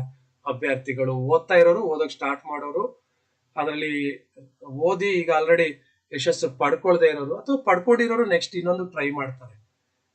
ನಿಮ್ದು 86. ಸರ್ ನನ್ನ ಸಜೆಷನ್ ಏನಂದ್ರೆ, ಕನ್ನಡ ಸಬ್ಜೆಕ್ಟಿಗೆ ಯಾರು ಜಾಸ್ತಿ ಒತ್ತು ಕೊಡ್ತಾರಲ್ಲ ಅವರು ಜಾಸ್ತಿ ಸ್ಕೋರ್ ಮಾಡ್ತಾರೆ. ಅವರು FDA ಮತ್ತು SDA ಲಿಸ್ಟ್ ಅಲ್ಲಿ ಇರ್ತಾರೆ. ಅದನ್ನ ಯಾರು ನೆಗ್ಲೆಕ್ಟ್ ಮಾಡ್ತಾರೆ ಅವ್ರ ಲಿಸ್ಟ್ ಅಲ್ಲಿ ಇರಲ್ಲ. ನನ್ನ ಪರ್ಸನಲ್ ಒಪಿನಿಯನ್ ಇದು. ಯಾಕಂದ್ರೆ ನಿಮ್ಗೆ ಒಂದೊಂದು ಟಾಪಿಕ್ ಇಂಪಾರ್ಟೆಂಟ್. ಗ್ರಾಮರ್ ಅಲ್ಲಿ ಯಾವ ಟಾಪಿಕ್ ನೆಗ್ಲೆಕ್ಟ್ ಮಾಡಬಾರ್ದು. ಹೆಚ್ಚಿಗೆ ಪ್ರಾಶಸ್ತ್ಯವನ್ನ, ಆಮೇಲೆ ರತ್ನಕೋಶ ಏನಿದೆ ಸರ್, ರತ್ನಕೋಶ ಯಾರು ಪರ್ಫೆಕ್ಟ್ ಆಗ್ತಾರೆ ಅದರಲ್ಲಿ ವಿರುದ್ಧ ಪದ ಮತ್ತು ಸಮಾನಾರ್ಥಕ ಪದ, ಆಮೇಲೆ ನಾನಾರ್ಥಕ ಪದ ಕೇಳ್ತಾರೆ ಸರ್, 1-2 ಅವನ್ನ ರೆಫರ್ ಮಾಡಿದ್ರೆ ಚೆನ್ನಾಗಿರ್ತದೆ, ಒಳ್ಳೆ ಸ್ಕೋರ್ ಮಾಡಬಹುದು. ಓಕೆ ಇಲ್ಲಪ್ಪ, ನೆಕ್ಸ್ಟ್ ನಿಮ್ ಗುರಿ? ನಮ್ದು ನೆಕ್ಸ್ಟ್ ಗುರಿ ಅಂದ್ರೆ ಸರ್ ನಾನು ಕೆ ಎಸ್ ಓದ್ತಿದ್ದೇನೆ ಸರ್ ನಾವೀಗ ನೋಡ್ಬೋದು ಸರ್ ಕೆ ಎಸ್ ಓದೋದು ನೆಕ್ಸ್ಟ್ ಟಾರ್ಗೆಟ್ ಇದೆ ಸರ್. ಓಕೆ ನಮ್ಮ ಸೀನಿಯರ್ ಅಂದ್ರೆ ನಮ್ಮ ರೂಮೆಂಟು ಕೆ ಎಸ್ ಆಗಿದ್ದಾರೆ sir last time. Okay Ningaraju Benny ಅಂತೇಳಿ ಓಕೆ ಅವ್ರದ್ದು ಅಸಿಸ್ಟೆಂಟ್ ಕೋಆಪರೇಟಿವ್ ಸೊಸೈಟೀಸ್ ಸಹಾಯಕ ನಿಬಂಧಕರು ಸಹಕಾರ ಸಂಘಗಳ ಇಲಾಖೆಯಲ್ಲಿ ಸೆಲೆಕ್ಟ್ ಆಗಿದ್ದಾರೆ ಲಾಸ್ಟ್ ಬ್ಯಾಚ್. ಓಕೆ ಅವರು ನಮ್ಗೆ ಇನ್ಸ್ಪೈರ್. KS ಮಾಡಬೇಕು ಅಂತ ಖಂಡಿತ ಆಗುತ್ತೆ. ಶ್ರಮಕ್ಕೆ ಪ್ರತಿಫಲ ತಕ್ಷಣಕ್ಕೆ ಸಿಗದೆ ಇರ್ಬೋದು, ನಿಧಾನಕ್ಕಾದ್ರೂ ಯಾವತ್ತಿದ್ರೂ ಸಿಕ್ಕೇ ಸಿಗುತ್ತೆ. ಸಿಗುತ್ತೆ ಸರ್, ಇದು ಮಾತ್ರ ಪಕ್ಕ ಸರ್. ನಾನು ಎಕ್ಸ್ಪೆಕ್ಟೇ ಮಾಡಿದಿಲ್ಲ ಕರ್ನಾಟಕ ಬೋರ್ಡ್ ಅಪಾಯಿಂಟ್ ಆಗುತ್ತೆ ಅಂತೇಳಿ. ನನ್ನ ಶ್ರಮಕ್ಕೆ ನನಗೆ ದೇವರ ಆಶೀರ್ವಾದ ಇದೆ, ನನಗೆ ಸಿಕ್ಕಿದೆ ಸರ್. ಒಳ್ಳೆ ಮುಂದೆ ನಾನು ದೊಡ್ಡ ಮಟ್ಟದಲ್ಲಿ ಬೆಳಿಬಹುದು ಸರ್, ಅಲ್ಲಿ ಇನ್ನು 4 ಜನಕ್ಕೆ ಹೆಲ್ಪ್ ಮಾಡಬಹುದು. ಓಕೆ, ನಾನು ಎಲ್ಲ ಇನ್ನು ಕೊನೆಯ ಒಂದು ಪ್ರಶ್ನೆ ಇದೆ. ಅಭ್ಯರ್ಥಿಗಳ ಇಲ್ಲಿ ಲೈವ್ ಅಲ್ಲಿ ಇರ್ತಕ್ಕಂಥವ್ರ ಪ್ರಶ್ನೆಗಳನ್ನ ತಗೊಳ್ತೀನಿ. ಯಲ್ಲಪ್ಪ ಅವರೇ, ನನ್ನ ಯೂಟ್ಯೂಬ್ ಕ್ಲಾಸ್ ಆನ್ಲೈನ್ ಮೋಸ್ಟ್ಲಿ ನಾನ್ ನಿಮಗೆ ಸಿಕ್ಕಿರೋದು, ನೀವು ನನಗೆ ಸಿಕ್ಕಿರೋದು ಎಲ್ಲ ಆನ್ಲೈನ್ ಮೂಲಕನೇ ತರಗತಿಗಳನ್ನ ಕೇಳ್ತಾ ಇದ್ರಿ. ನನ್ನ ತರಗತಿಯಿಂದ ಏನಾದ್ರೂ ನಿಮಗೆ ಕನ್ನಡಕ್ಕೆ, ನಾನು GK ಕ್ಲಾಸ್ ಏನು ಅಷ್ಟು ಮಾಡಿಲ್ಲ, ತುಂಬಾ ಕಡಿಮೆ, ಕನ್ನಡ ಸ್ವಲ್ಪ ಜಾಸ್ತಿ ಕಾನ್ಸಂಟ್ರೇಷನ್ ಮಾಡ್ತೀನಿ, ಏನಾದ್ರೂ ನಿಮಗೆ ಉಪಯೋಗ ಆಯ್ತಾ? ಆಯ್ತು ಸರ್. ಹೆಂಗಂದ್ರೆ ನೀವು ಕ್ವಶನ್ ಪೇಪರ್ ಬಿಡ್ತಿದ್ರಲ್ಲ, ಕ್ವಶನ್ಸ್ ಆಮೇಲೆ ಆನ್ಸರ್ಗಳನ್ನ ನೀವು ಬಹಳ ಸ್ಪಷ್ಟವಾಗಿ ಹೇಳ್ತೀರಿ ಸರ್ ನೀವು. ಆಮೇಲೆ ಸ್ಲೋ ಆಗಿ ಅವ್ರಿಗೆ ವಿದ್ಯಾರ್ಥಿಗಳಿಗೆ ಮನವರಿಕೆ ಆಗುವಂತ ರೀತಿಯಲ್ಲಿ ಹೇಳ್ತೀರಿ ಸರ್ ನೀವು. ಬೇರೆಯವರು ಸ್ವಲ್ಪ ಫಾಸ್ಟ್ ಆಗಿ ಹೇಳ್ತಿರ್ತಾರೆ, ನೀವು ಕರೆಕ್ಟ್ ಆಗಿ ಸ್ಲೋ ಆಗಿ ಅವ್ರಿಗೆ ತಿಳಿದಿರ್ಬೇಕು, ಆ ತರ ಹೇಳ್ತಾರೆ ಸರ್. ನಂಗೆ ಬಹಳ ತುಂಬಾ ಇಷ್ಟ ಅನಿಸ್ತದೆ ನೀವು ಹೇಳೋದು ಕ್ಲಾಸ್. ಓಕೆ, ಆಮೇಲೆ ಸ್ಪಷ್ಟ ಉಚ್ಚಾರ ಹೇಳ್ತಾರೆ ಸರ್ ನೀವು, ಸ್ಪಷ್ಟವಾಗಿ ನಿಮ್ಗೆ ಕರೆಕ್ಟ್ ಗೈಡೆನ್ಸ್ ಕೊಡ್ತೀರಾ ಸರ್ ನೀವು. ಓಕೆ, ಇಲ್ಲಪ್ಪ ಬುಕ್ ರೆಫರ್ ಮಾಡಿಬಿಟ್ಟು ಆನ್ಸರ್ ಅನ್ನ ಕ್ಲಾರಿಫಿಕೇಶನ್ ಕೊಡ್ತಾರೆ ಸರ್ ನೀವು. ಓಕೆ, ಈಗ ನಾನು ಯೂಟ್ಯೂಬ್ ಅಲ್ಲಿ ಆಲಿಬೋರ್ಡ್ ಯೂಟ್ಯೂಬ್ ಅಂತ ಒಂದು ಚಾನಲ್ ಇದೆ, ರಾತ್ರಿ 8:00ವರೆಗೆ ಕನ್ನಡ ಕ್ಲಾಸ್ ಮಾಡ್ತಾ ಇದ್ದೀನಿ. ನಾನೇನಂದ್ರೆ ಯಾವಾಗ್ಲೂ ಅಷ್ಟೇ, ನಾನು ಕ್ಲಾಸ್ ಮಾಡ್ಬೇಕಾದ್ರೂ ನಾನು ದೂರದೃಷ್ಟಿ ಇಟ್ಕೊಂಡಿರ್ತೀನಿ. ಮತ್ತೆ ಅಭ್ಯರ್ಥಿಗಳಿಗೂ ಹೇಳೋದು ಅಷ್ಟೇ, ನನ್ನ ಸಲಹೆ ಏನು ಅಂತ ಹೇಳಿದ್ರೆ, ದೂರದೃಷ್ಟಿ ಇಟ್ಕೊಂಡು ಕ್ಲಾಸಿಗೆ ಕೇಳ್ತಾ ಇದ್ರೆ, ಒಂದು ನೋಟ್ ಬುಕ್ ಇಟ್ಕೊಂಡ್ರೆ ಅದ್ರಲ್ಲೆಲ್ಲ ಬರ್ಕೊಂಡ್ರೆ ಎಕ್ಸಾಮ್ ಟೈಮಲ್ಲಿ ನಮ್ಗೆ ಹೆಲ್ಪ್ ಆಗುತ್ತೆ ಅಂತ ಹೇಳ್ತೀನಿ. ಯಲ್ಲಪ್ಪ ಅವರೇ, ಇಷ್ಟು ನಾನ್ ನಿಮ್ ಜೊತೆ ಒಂದು ಅರ್ಧ ಗಂಟೆ ಮಾತಾಡ್ದೆ. ಬರೀ ನಮ್ಮಿಬ್ರದ್ದು ಮಾತ್ರ ಮಾತುಕತೆಗಳು ಬೇಡ, ಸ್ವಲ್ಪ ಕ್ವಶನ್ಸ್ ಆಗ್ತಾ ಇದ್ದಾರೆ ಅಭ್ಯರ್ಥಿಗಳು. ನಾನ್ ನಿಮ್ಮನ್ನ ಕೇಳ್ತೀನಿ, 1 ಸೆಕೆಂಡ್ ಪ್ಲೀಸ್ ವೇಟ್. ಯಲ್ಲಪ್ಪ ಅವರು SD ಎಷ್ಟಾಗಿತ್ತು ಹೇಳಿ ಅಂತ ಹೇಳ್ತಿದ್ದಾರೆ. SD ಸೆಕೆಂಡ್ ಡಿವಿಷನ್ ಅಷ್ಟೇ ಬರ್ದಿದ್ರ? ಸೆಕೆಂಡ್ ಬರ್ದಿದ್ದೀನಿ ಸರ್, ಬಟ್ ನಾನು ಇಷ್ಟು FDA ಅಷ್ಟು ಎಫರ್ಟ್ ಹಾಕಿದಷ್ಟು SDA ನಾನು ಇಂಪಾರ್ಟೆಂಟ್ ಕೊಟ್ಟಿಲ್ಲ ಸರ್. ಆದ್ರೂ 164 ಇದೆ ಸರ್. 164 ಕನ್ನಡ GS ಏನಾದ್ರು ಗೊತ್ತಿದ್ಯಾ? ಇರ್ಲಿ, ಪರವಾಗಿಲ್ಲ, ತೊಂದರೆ ಏನಿಲ್ಲ, ಗೊತ್ತಿದ್ರೆ ಸರ್ ಅದು. ಸರ್ ಹೇಳಿ ಸರ್.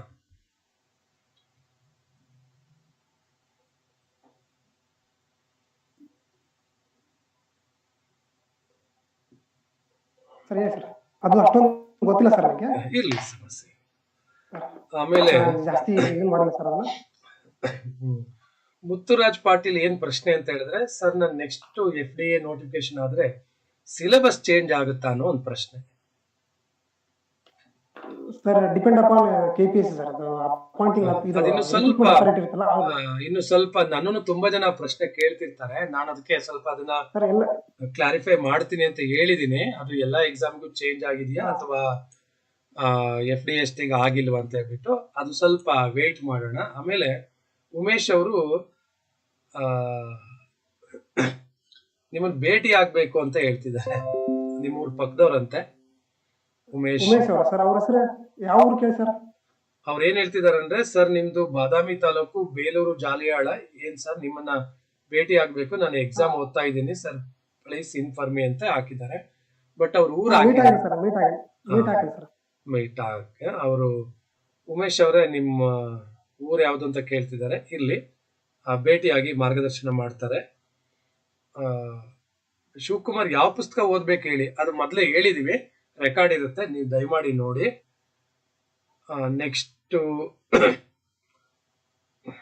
ನೆಕ್ಸ್ಟ್ ಕಾಲ್ ಆಗುತ್ತಾ ಅಂತ ಕೇಳ್ತಿದ್ದಾರೆ. ಸಾಮಾನ್ಯ FDST ನೋಟಿಫಿಕೇಶನ್ ಆಗ್ತಾ ಇರುತ್ತೆ 2 ವರ್ಷಕ್ಕೆ ಒಂದ್ಸರಿ. ಗ್ರಾಮ ಪಂಚಾಯತಿ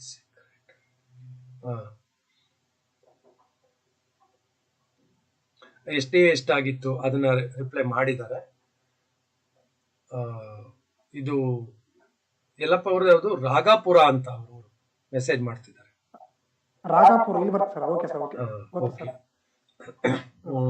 ಮೀಟ್ ಆಗಿ ಸರ್, ಮೀಟ್ ಆಗ್ತೀನಿ. ಓಕೆ. Yes please. ನಿಮ್ ಪ್ರಶ್ನೆಗಳು ಏನೇ ಇದ್ರು ಈಗ ಕೇಳ್ಬೋದು, ನಾನು ನಿಮ್ ಪರವಾಗಿ ಅವರಿಗೆ ಕೇಳ್ತಾ ಹೋಗ್ತೀನಿ. ಯಲ್ಲಪ್ಪ ಅವರೇ, ನಾನೇ ಒಂದ್ 2-3 ಪ್ರಶ್ನೆಗಳನ್ನ ಕೇಳ್ತೀನಿ ನಿಮಗೆ. ಅವರು ಪ್ರಶ್ನೆಗಳು ಯಾವ್ದು ಇಲ್ಲ ಇನ್ನ. ಕನ್ನಡದಲ್ಲಿ ಸ್ವಲ್ಪ ಪದಗಳ ಅರ್ಥ ಕಷ್ಟ ಆಗುತ್ತೆ ಸಾಮಾನ್ಯವಾಗಿ. ಎರಡನೇದು ಪದಗಳ ಸರಿರೂಪ. ಬಹುತೇಕ ಇದು 2 ಪಾರ್ಟ್ ಸ್ವಲ್ಪ ಕಷ್ಟ ಆಗುತ್ತೆ. ನೀವೇನು ಪ್ರಿಪರೇಷನ್ ಮಾಡ್ತಾ ಇದ್ರಿ, ಹೇಗ್ ಮಾಡ್ತಾ ಇದ್ರಿ? ಪದಗಳ ಅರ್ಥ ಸರ್, ನಾನು ರತ್ನಕೋಶ ಬುಕ್ ಇದೆಲ್ಲ ಸರ್, ಕನ್ನಡ ಸಾಹಿತ್ಯ ಪರಿಷತ್ ಅವ್ರದ. ಓಕೆ. ಅದನ್ನ ನಾನು ಮಿನಿಮಮ್ ಅಂದ್ರೆ 100 ಸಾರಿ ಓದಿದ್ದೀನಿ ಸರ್. 100 ಸಾರಿ ಆದ್ರೂ ಓದಿ ಅದನ್ನ ನೋಟ್ಸ್ ಮಾಡಿ ಇಟ್ಕೊಂಡಿದ್ದೆ ಸರ್ ನಾನು. ಅಂದ್ರೆ ನನಗೆ ಶಬ್ದಾರ್ಥ ಮತ್ತು ವಿರುದ್ಧಾರ್ಥಕ್ಕೆ ಔಟ್ ಆಫ್ ಔಟ್ ಬಂದಿದೆ ಸರ್. ಒಂದು ಮಿಸ್ ಆಗಿಲ್ಲ ನನ್ನ ಕ್ವಶನ್ಗೆ. ನಾನು 2017 ಫೇಲ್ಯೂರ್ ಆಗ್ಬೇಕಾದ್ರೆ ಅದೇ ಕಾರಣ ಸರ್. ನನಗೆ 10 ಮಾರ್ಕ್ಸ್ ಅಲ್ಲೇ ಕೇಳ್ತೀನಿ ಸರ್. 10 ಮಾರ್ಕ್ಸ್ ಅಲ್ಲಿ ನನಗೆ 5ರಿಂದ 6 ಮಾರ್ಕ್ಸ್ ಅಲ್ಲಿ ಮಿಸ್ ಆದವು ಅಂದ್ರೆ ಗ್ರಾಮರ್ ಪಾರ್ಟ್ ಅಲ್ಲಿ 1 ಮಾರ್ಕ್ಸ್ ಹೋದ್ರೂ ಸಹಿತ 10ರಿಂದ 20 ಮಾರ್ಕ್ಸ್ ಅಲ್ಲೇ ಹೋಗ್ಬಿಡ್ತದೆ ಸರ್. ಅದಕ್ಕೋಸ್ಕರ ಇದು ರತ್ನಕೋಶ ರೆಫರ್ ಮಾಡೋದು ಮೋಸ್ಟ್ ಇಂಪಾರ್ಟೆಂಟ್ ಸರ್. ಇದು FD, ಎಸ್ಪೆಷಲಿ FDA ಮತ್ತು SDA. ಓಕೆ. ಪದಗಳ ಸರಿರೂಪನು ಸ್ವಲ್ಪ ಕಷ್ಟ ಆಗುತ್ತೆ. ಕಷ್ಟ ಆಗುತ್ತೆ ಅಂದ್ರೆ ರತ್ನಕೋಶದಲ್ಲಿ ಕರೆಕ್ಟ್ ಕೊಟ್ಟಿದ್ದಾನೆ ಸರ್, ಅಲ್ಲಿದೆ ಸರ್. ಅವ್ನು ರೆಫರ್ ಮಾಡಿದ್ರೆ ಚೆನ್ನಾಗಿರುತ್ತೆ ಸರ್. ಓಕೆ. ಯಾರು SDA ಸ್ಕೋರ್ ಕೇಳ್ತೀವಿ ಸರ್. ನಂದು ಕನ್ನಡ 84 ಆಗಿದೆ, GS 80 ಇದೆ ಸರ್. ಓಕೆ. SDA ನಲ್ಲಿ.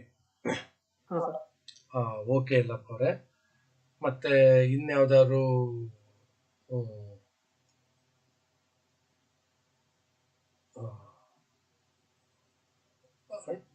ಅಲ್ಲ, ಅಲ್ಲಿ 100 ಸಾರಿ ಹೇಗೆ ಓದಿದ್ರಿ ಅಂತ. ಅದು ಕನ್ನಡ ರತ್ನಕೋಶ ಅಂತ ಪುಸ್ತಕ ಇದೆ, ತುಂಬಾ ಚಿಕ್ಕದು. ಅದು ನನಗನ್ಸ್ದಾಗೆ ಒಂದು ಚಿಕ್ಕ, ಅದು A4 ಸೈಜು ಇಲ್ಲ, ತುಂಬಾ ಚಿಕ್ಕ ಸೈಜು.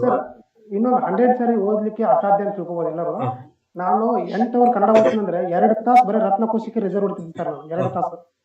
ಆಮೇಲೆ ಅದು ತುಂಬಾ ಚಿಕ್ಕ ಪುಸ್ತಕ, ತುಂಬಾ ದೊಡ್ಡದೇನಿಲ್ಲ. ನಾನು FDA SDA ಕಾಲ್ಫಾರಂ ಆಗಿಂದ ಓದಿಲ್ಲ ಸರ್ ನಾನು. ಅದಕ್ಕೆ ಬಿಫೋರ್ ಓದಿದ್ದೀನಿ ನಾನು. 2017ರಿಂದ ಓದ್ತಿದ್ದೀನಿ ನಾನು. ಅದೇ. ಮತ್ತೆ ಚಿಕ್ಕದಿದೆ, ಅದ್ರಲ್ಲಿ ನುಡಿಗಟ್ಟುಗಳಿದಾವೆ. ಅದು ಬರೀ ಪದಗಳ ಅರ್ಥಕ್ಕೆ ಮಾತ್ರ ಅಲ್ಲ, ತುಂಬಾ ವಿಷಯಕ್ಕೆ ಅದು ಹೆಲ್ಪ್ ಆಲ್ಮೋಸ್ಟ್ ಅಲ್ಲ. KPSC ರೆಫರ್ ಮಾಡೋ ನುಡಿಗಟ್ಟುಗಳು ಅದರಲ್ಲೇ ಇರ್ತದೆ ಸರ್, ಬೇರೆ ಕೇಳಲ್ಲ ಅವರು. ಆಮೇಲೆ ಸೈನ್ಸ್ ಯಾವ ರೀತಿ ಓದ್ಬೇಕು ಅದನ್ನ ಹೇಳಿದ್ದಾರೆ ಯಲ್ಲಪ್ಪ ಅವರು, ರೆಕಾರ್ಡ್ ಇದೆ ನೋಡಿ.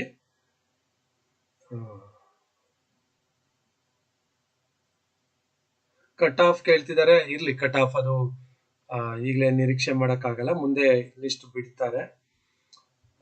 ಪ್ರಶ್ನೆಗಳು ದಯಮಾಡಿ FDA ಮತ್ತೆ ಪ್ರಿಪರೇಷನ್ ಇದಕ್ಕೆ ಸಂಬಂಧಪಟ್ಟಂತೆ, ಯಾಕೆಂದ್ರೆ ಅಲ್ಲಿ ಕೆಲವೊಂದು KPTCL ಬರ್ತಾ ಇದೆ, ಮತ್ತೆ ಕೆಲವೊಂದು ಗ್ರೇಡ್ 1 ಸೆಕ್ಯೂರಿಟಿ ಈ ತರ ಬರ್ತಾ ಇದಾವೆ ಸರ್. KPTCL ಎಕ್ಸಾಮ್ ಯಾರು ಪ್ರಿಪೇರ್ ಮಾಡ್ತಿದಾರ ಸರ್, ನನಗೆ ಒಂದು ಪರ್ಸನಲ್ ಮೆಸೇಜ್ ಮಾಡಿದೆ ಸರ್. ನನಗೆ ನಮ್ಮದು ಗ್ರೂಪ್ ಇದೆ ಸರ್, ಅದರಲ್ಲಿ ನಾನು ಡೈಲಿ 2 ಅವರ್ ಕ್ವಶನ್ ಕೇಳ್ತೀನಿ ಸರ್. ನಾನೇ ಕೇಳ್ತೀನಿ ಕ್ವಶನ್. ಅದರಲ್ಲಿ ಎಲ್ಲರೂ ಪಾರ್ಟಿಸಿಪೇಟ್ ಮಾಡ್ತಾರೆ ಸರ್. ಅಲ್ಲಿ ಗ್ರೂಪ್ ಹೆಸರೇನು ಹೇಳ್ತೀರಾ? ಗ್ರೂಪ್ ಸರ್ ಜ್ಞಾನ ಕನಜ ಅಂತ ಇದೆ. ಜ್ಞಾನ ಕನಜ ಅಂತ ವಾಟ್ಸ್ಆಪ್ ಗ್ರೂಪ್ ಇದೆ. ನಿಮ್ಗೆ ಅದ್ರಲ್ಲಿ ನಮ್ಗೆ ಮೆಸೇಜ್ ಮಾಡಿ ಸರ್, ನಾನು ಯಾರು ಮಾಡ್ತೀನಿ ಸರ್, ಫ್ರೆಂಡ್ ಇದ್ದಾನೆ. ಮೆಸೇಜ್ ಮಾಡೋದವರು ಸರ್ ನನ್ನ ನಂಬರ್ ಶೇರ್ ಮಾಡ್ತೀನಿ ಅಲ್ಲಿ. ನಾನು ನಿಮ್ ನಂಬರ್ ಶೇರ್ ಮಾಡ್ತೀರಾ? ಓಕೆ, ಹೇಳ್ತೀರಾ ಸರ್? ಹೇಳಿ ತೊಗೊಳ್ಳಿ ಸರ್, ತೊಗೊಳ್ಳಿ. 900 8697 441.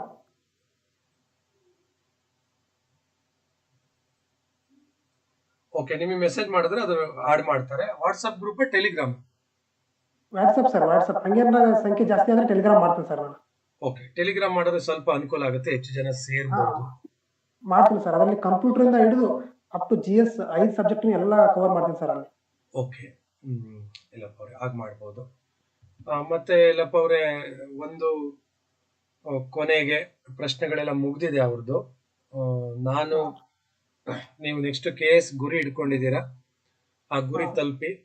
ಯಾಕೆಂದ್ರೆ ಒಂದು ಜಾಬ್ ಆದ್ಮೇಲೆ ಸಾಮಾನ್ಯವಾಗಿ ಅಷ್ಟು ಒತ್ತಡ ಇರಲ್ಲ, ಸ್ವಲ್ಪ ಒತ್ತಡ ಕಡಿಮೆ ಆಗುತ್ತೆ. ಮತ್ತೆ FDA ನಾನ್-HK ಲಿಸ್ಟ್ ಬಿಡ್ತಾರೆ, ಕರ್ನಾಟಕ ಭವನ ಜಾಯಿನ್ ಆಗ್ತೀರಾ. FDA ಚಾಯ್ಸ್ ಮಾಡ್ಕೊಳ್ಳಿ, ಒಳ್ಳೆ ಚಾಯ್ಸ್ನ. ಆಮೇಲೆ ನಿಮಗೆ ಬಿಡುವಿದ್ದಾಗ ಮಾರ್ಗದರ್ಶನ ಮಾಡಿ, ಅಂದ್ರೆ ಅದು ವಿಡಿಯೋ ಮೂಲಕ ಅಥವಾ ಆಡಿಯೋ ಮೂಲಕ ಇರ್ಬೋದು. ಇನ್ನೊಂದು ಸರ್, ಸ್ಪರ್ಧಾರ್ಥಿಗಳಿಗೆ ನಾನು ಏನು ಹೇಳ್ತೇನೆ, ಸ್ಟಡಿ ಟೈಮಲ್ಲಿ ನಿಮಗೆ ಬ್ಲೇಮ್ ಮಾಡೋರು, ಆಮೇಲೆ ಈಗ ಒಂಥರ ಡಿಪ್ರೆಸ್ ಮಾಡೋರು ಇರ್ತಾರೆ, ಅವ್ರ ಬಗ್ಗೆ ತಲೆ ಕೆಡಿಸ್ಕೊಬೇಡಿ ಸರ್. ನೀವು ನಿಮ್ಮ ತರ ಏನದು ನಿಮ್ಮಲ್ಲೇ ಇರಲ್ಲ, ಅದು ಅನಾವರಣ ಆಗೋದು ನಿಮ್ಮ ಟೈಮ್ ಬಂದಾಗ ಅನಾವರಣ ಆಗತ್ತೆ ಹೊರತು ಅವ್ರು ಹೇಳ್ತಾರೆ ಇವ್ರು ಹೇಳ್ತಾರೆ ಅಂದ್ಬಿಟ್ಟು ಅವ್ರಿಗೆ ಕಮೆಂಟ್ ಮಾಡ್ಲಿಕ್ಕೆ ಹೋಗ್ಬೇಡಿ. ನಿಮ್ಮ ಟೈಮು ನೀವು ಏನು ಅನ್ನೋದು ನಿಮ್ಗೆ ಗೊತ್ತಿರುತ್ತೆ, ಅಲ್ಲಿವರೆಗೂ ತಾಳ್ಮೆ ಇರ್ಬೇಕು ಅಷ್ಟೇ ಸರ್. ಓಕೆ, ಅಂದ್ರೆ ಸ್ವಲ್ಪ ವೆಯ್ಟ್ ಮಾಡ್ಬೇಕಾಗತ್ತಲ್ವಾ ಇಲ್ಲಪ್ಪ ಅವ್ರೆ? ವೇಟ್ ಮಾಡ್ಬೇಕು ಸರ್. ಯಾಕಂದ್ರೆ ನಾವು ಆ ಕಷ್ಟದ ಪರಿಸ್ಥಿತಿಯಲ್ಲಿ ನಾವು ಸ್ಟ್ರಗಲ್ ಮಾಡಿರ್ತೀವಿ ಅಂದ್ರೆ ಅದಕ್ಕೊಂದು ಬೆಲೆ ಬರ್ಬೇಕಂದ್ರೆ ತಾಳ್ಮೆ ಇರ್ಬೇಕು ಸರ್. ತಾಳ್ಮೆ ಇದ್ದಾಗ ಮಾತ್ರ. ನನಗೆ ನೋಡಿ ಸರ್, ಎಕ್ಸ್ಪೆಕ್ಟ್ ಮಾಡಿದ್ದೆ ನಾನು ಕರ್ನಾಟಕ ಭವನ. ಇವಾಗ MP ಇಂದ ಹಿಡಿದು ಮಿನಿಸ್ಟರ್ ಲೆವೆಲ್ ಎಲ್ಲರೂ ಪರಿಚಯ ಆಗ್ತಾರೆ ನನಗೆ, ಆ ತರ ಸರ್. ಅದಕ್ಕೆ ಸ್ವಲ್ಪ ತಾಳ್ಮೆ ಇರ್ಬೇಕು ಸರ್, ತಾಳ್ಮೆ. ಒಂದು ಎಲ್ಲರೂ ಆ ಗ್ರೂಪ್ಗೆ ಜಾಯಿನ್ ಆಗಿ ಒಂದು. ಆಮೇಲೆ ನನ್ನ ಯೂಟ್ಯೂಬ್ ಚಾನಲ್ಲು ಈ ಥರ ಬಿಡುವಿದ್ದಾಗ ನಾನು ಸ್ವಲ್ಪ ಮಾರ್ಗದರ್ಶನ ಮಾಡ್ತಾ ಇರ್ತೀನಿ. ನಿಮಗೆ ಅವಶ್ಯಕತೆ ಇದೆ ಅಂದರೆ ಚಾನಲ್ಗೆ ಸಬ್ಸ್ಕ್ರೈಬ್ ಆಗಿ, ಉಪಯೋಗ ಆಗುತ್ತೆ ಅಂದರೆ ವಿಡಿಯೋಗಳನ್ನ ನೋಡಿ. ಆಮೇಲೆ 8ವರೆಗೆ ಆಲಿವ್ ಬೋರ್ಡ್ ಅಂತ ಒಂದು ಯೂಟ್ಯೂಬ್ ಚಾನಲ್ ಇದೆ, ಅಲ್ಲಿ ಕನ್ನಡ ಕ್ಲಾಸ್ ಮಾಡ್ತಾ ಇದ್ದೀನಿ. ಸದ್ಯಕ್ಕೆ ಪದಗಳ ಸರಿರೂಪ ಮಾಡ್ತಾ ಇದ್ದೀನಿ. ನೀವೆಲ್ಲರೂ ಅಲ್ಲಿಗೆ ಬನ್ನಿ. ಇವತ್ತಿರಲ್ಲ, ಭಾನುವಾರ, ನಾಳೆ 8ವರೆಗೆ ಇರುತ್ತೆ. ಇಷ್ಟನ್ನ ನಾನು ಹೇಳ್ತೀನಿ. ಮತ್ತೆ ಇವತ್ತು ನಮ್ಮ ಜೊತೆ ಯಲ್ಲಪ್ಪ ಅವರು ಅವರ ಅನುಭವವನ್ನು ಶೇರ್ ಮಾಡ್ಕೊಂಡಿದ್ದಾರೆ. ಅದ್ರ ಜೊತೆ ನಾನೊಂದು 2-3 ವಿಚಾರ ಹೇಳಿದ್ದೀನಿ. ಸಲಹೆ, ಸೂಚನೆ, ಮಾರ್ಗದರ್ಶನವನ್ನ ಕೊಟ್ಟಿದ್ದಾರೆ. ಅದರಲ್ಲಿ ನಿಮಗೆ ಯಾವ ವಿಚಾರಗಳು ಬೇಕೋ ಅದನ್ನ ಸ್ವೀಕಾರ ಮಾಡಿ, ಯಾವ್ದು ಬೇಡ ಅದನ್ನ ಬಿಡಿ. ಮತ್ತೆ ಅವರು ಓದಿದ ರೀತಿ, ನಾನು ಓದಿದ ರೀತಿ, ಇನ್ನೊಬ್ರು ಓದಿದ ರೀತಿನೇ ನೀವು ಓದ್ಬೇಕು, ಆ ಪುಸ್ತಕಗಳನ್ನೇ ಓದ್ಬೇಕು ಆ ಥರ ಏನಿಲ್ಲ. ನಿಮ್ಗೆ ಯಾವ ಇಷ್ಟ ಆಗುತ್ತೆ, ಯಾವ ಮೆಥಡ್ ಈಸಿ ಆಗುತ್ತೆ ಅದನ್ನ ನೀವು ಸ್ವೀಕಾರ ಮಾಡಿ. ಇಲ್ಲಪ್ಪ ಅವ್ರೆ, ಕೊನೆ ವರ್ಡ್ಸ್ ಅಂದ್ರೆ ಈ ಕ್ಲಾಸಲ್ಲಿ ಕೊನೆ ವರ್ಡ್ಸ್ ಅಂದ್ರೆ ಸರ್, ಸ್ಪರ್ಧಾರ್ಥಿಗಳಿಗೆ ಎಲ್ಲರಿಗೂ ಒಳ್ಳೇದಾಗಲಿ ಸರ್. ಎಲ್ಲರೂ ಒಂದು ಸರ್ಕಾರಿ ಹುದ್ದೆ ಪಡೆಯುವಂತಾಗಲಿ ನನಗೆ ಸ್ನೇಹಿತರೆಲ್ಲ. ಇನ್ನೊಂದು ಸರ್, ಅದೇ ಮತ್ತೆ ರಿಪೀಟ್ ಹೇಳ್ತೀನಿ ಸರ್, ನೀವು ಯಾರು ಬ್ಲೇಮ್ ಮಾಡಿದ್ರು, ಯಾರು ಇದನ್ನ ಮಾಡಿದ್ರು ಸರ್, ತಲೆ ಕೆಡಿಸ್ಕೊಳ್ಳೋ ಅವಶ್ಯಕತೆ ಇಲ್ಲ. ನಿಮ್ಮ ಟೈಮ್ ಬರೋ ಮಟ್ಟನು ಕಾಯ್ಬೇಕು ಸರ್ ಅಷ್ಟೇ. ನಿಮ್ಮ ಅಪ್ಪ ಅಮ್ಮ ಭಾಳ ಕಷ್ಟಪಟ್ಟು ನಿಮ್ಗೆ ಓದಿಸಿರ್ತಾರೆ, ನಿಮ್ಮ ಮೇಲೆ ನಂಬಿಕೆ ಭರವಸೆ ಇಟ್ಟಿರ್ತಾರೆ.